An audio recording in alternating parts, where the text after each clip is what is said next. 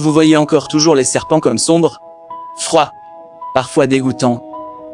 Aujourd'hui, pas de grosses bêtes mal fichues. Parlons des serpents les plus beaux, donc superbes.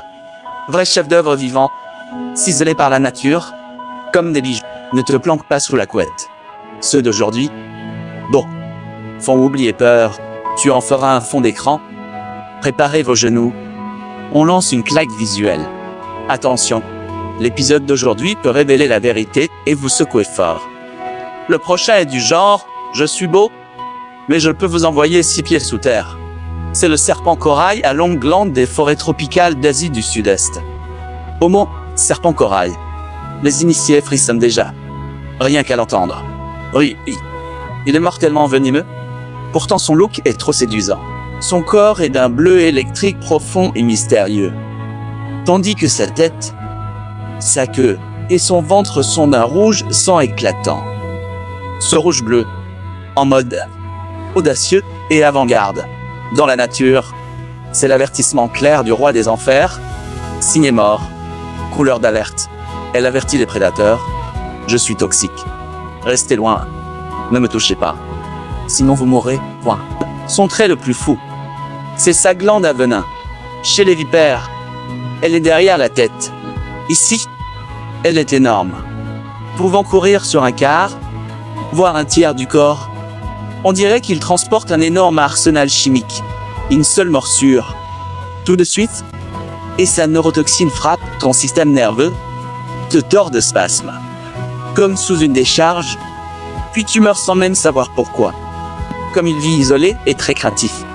On recense rarement des morsures, mais sa beauté se contemple seulement de loin, sans jamais l'approcher ni la manipuler de trop près, surtout.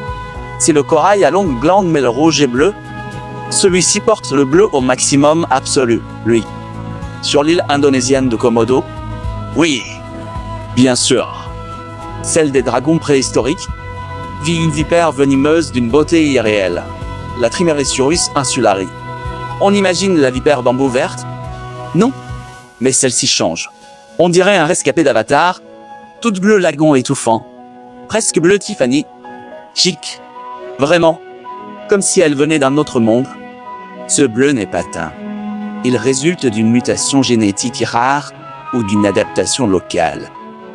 Ce qui est encore plus intéressant, c'est que sur la mamille, vous pouvez voir des congénères verts, jaunes et bleus cohabiter. C'est comme un nid de bonbons arc-en-ciel. Ce serpent vit dans les arbres, enroulé sur les branches. Son corps bleu ressort parmi les feuilles vertes. Mais cela ne l'empêche pas d'être un tueur nocturne de premier ordre. Même s'il ressemble à une figurine, n'oubliez pas qu'il reste un membre redoutable de la famille des vipéridés. La toxine coagulante de son venin ne tuera pas forcément un adulte sur le coup, mais elle est suffisante pour vous faire passer plusieurs jours à l'hôpital et vous faire connaître une douleur atroce. Alors, si vous voyez ce rêve bleu, ne le touchez jamais. Sauf si vous aimez vraiment risquer votre vie ici. Les précédents serpents friment par leurs pigments. Celui-ci mise sur la physique. Un vrai tour de lumière. C'est le serpent soleil, dit aussi serpent scintillant. À première vue, cette créature n'est qu'un petit serpent banal de couleur brun noir ou brun foncé, ressemblant même à un gros ver de terre, qui aime passer son temps reclus dans des trous sous terre. Mais, dès qu'il est exposé à la lumière du soleil, un miracle se produit. Ses écailles réfractent instantanément une lumière multicolore, comme si son corps était recouvert d'un film laser holographique, ou comme les bandes lumineuses RGB sur nos boîtiers d'ordinateur, de quoi vous éblouir. Ce phénomène s'appelle la couleur structurelle. Une kératine spéciale couvre les écailles, sur un fond de pigment noir quand la lumière arrive. Interférence et diffraction entre microstructures séparent le blanc en couleurs, comme un petit prisme, au reflet arc-en-ciel. Même principe que les reflets d'une bulle de savon ou d'un CD. Beauté non peinte, née d'un jeu de lumière et d'ombre. Bien qu'inoffensif et timide, sa peau façon armure divine niveau max suffit déjà à le couronner vraie idole de beauté absolue. Un serpent sans pas de grimpe aux montagnes. Rien d'étonnant. Mais déjà vole-t-il? Dans les forêts tropicales d'Asie du Sud-Est, il existe une créature appelée le serpent paradisiaque, surnommé le serpent volant. Cette créature a une apparence tout aussi distinctive et vive. Verte ou jaune, avec des bandes transversales noires ou des motifs de pétales rouges sur son corps, ressemblant à une œuvre d'art délicate. Mais son vrai talent n'est pas son look. Il sait planer. Quand il veut passer d'un arbre à un autre, il saute brusquement dans les airs, aplatit instantanément son corps rond pour lui donner une forme concave de parachute, et utilise les principes de l'aérodynamique pour planer rapidement à travers la forêt. Imaginez un serpent aux couleurs vives flottant gracieusement dans les airs comme un ruban. Cette scène n'est-elle pas à la fois étrange et magnifique? Ce truc existe juste pour ridiculiser ceux qui disent qu'un serpent hors du sol ne vaut plus rien. Agile maître du parcours en forêt tropicale, danseur des airs, il a évolué en planeur pour capturer lézards et grenouilles. On a parlé de tant de serpents étrangers.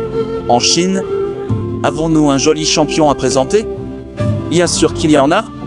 Et c'est le serpent ratier à taches de jade, salué comme le plus beau serpent de Chine. Son apparence correspond parfaitement aux critères de beauté chinois.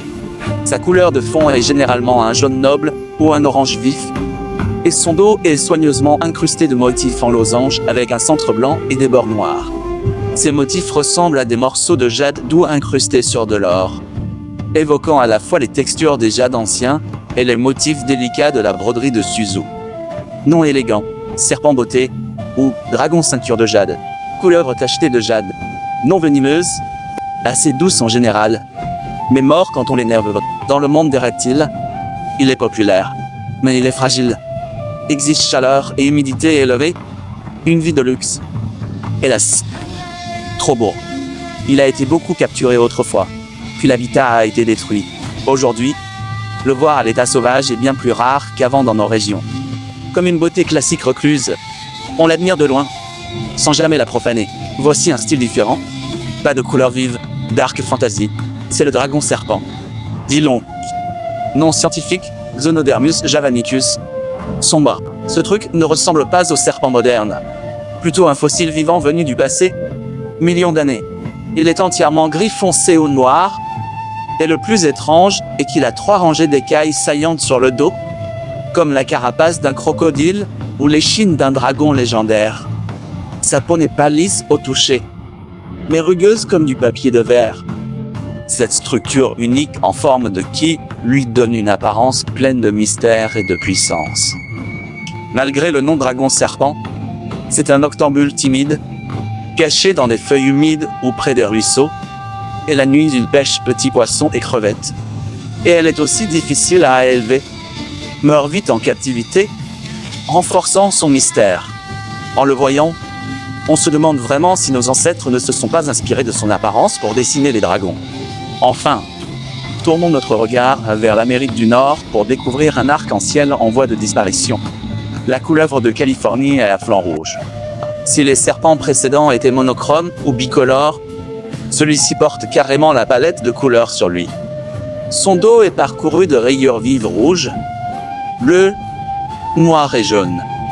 Ces couleurs s'entremêlent, ressemblant à un arc-en-ciel en mouvement ou à un tissage traditionnel amérindien.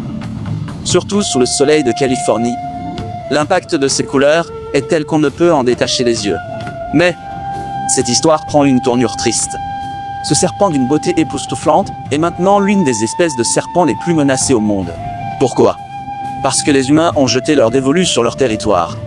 Ils vivent dans les marais de la péninsule de San Francisco, où la terre vaut cher. Avec l'extension urbaine, les marais ont été comblés et bâtis.